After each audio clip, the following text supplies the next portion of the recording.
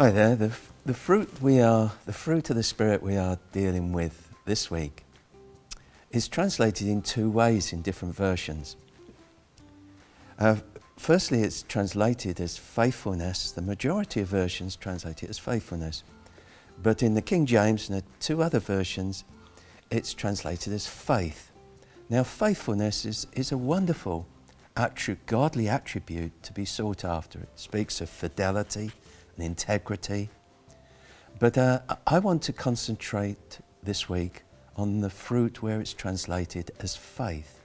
And I want to do it for the reason that the Greek word pistis, which is translated in most cases as faith. And I want to give three reasons why I think the fruit of faith is so crucial to us. The first is this: it is of sheer importance. Paul, in the beginning of Galatians 5, the same chapter, is speaking about how to overcome outward religious acts. And he says this in Galatians 5, he says, "Neither circumcision nor uncircumcision is of any value. The only thing that counts is faith," pistis, "working through love."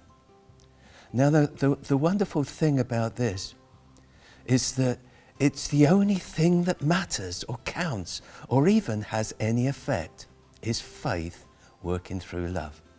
The second reason is simply this, that I believe faith is the key to all the other spiritual gifts. If you look in 2 Peter 1, verse 5 and 6, the Apostle Peter outlines a similar list of attributes to the fruits of the Spirit in Galatians 5. But he does it in a progressive order. And if you look at it, he says he starts with faith, and he says add to faith a certain attribute, and it ends with love. So what he's saying is faith is crucial for the rest of the attributes that he lists there. In fact, if the fruit of the Spirit, which is the nature of Jesus, which we take is supernatural, is not a natural fruit, the only way we can access that fruit is through faith.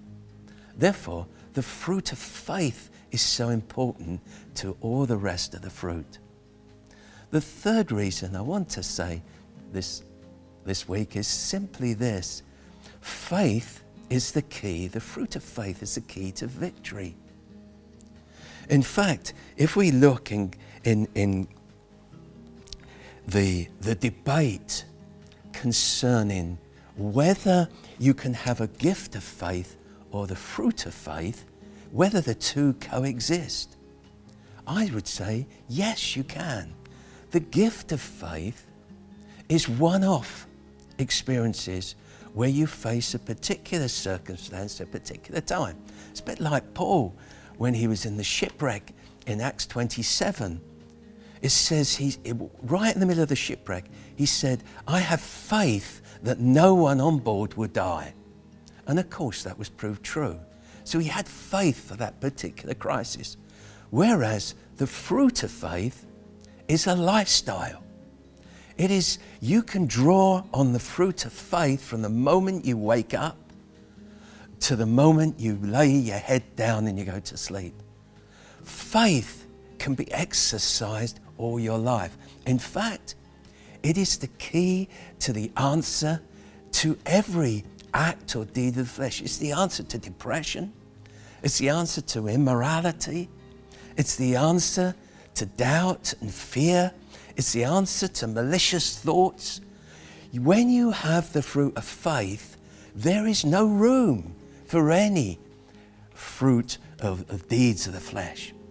So I would just encourage you, whatever situations you face right now, face them with the fruit of faith. For when you have faith, there is no room for anything else. In fact, James in the letter simply says this: can fresh water and bitter water come from the same source? If you are living by faith, you will not fulfill the deeds of the flesh. Thank you for listening.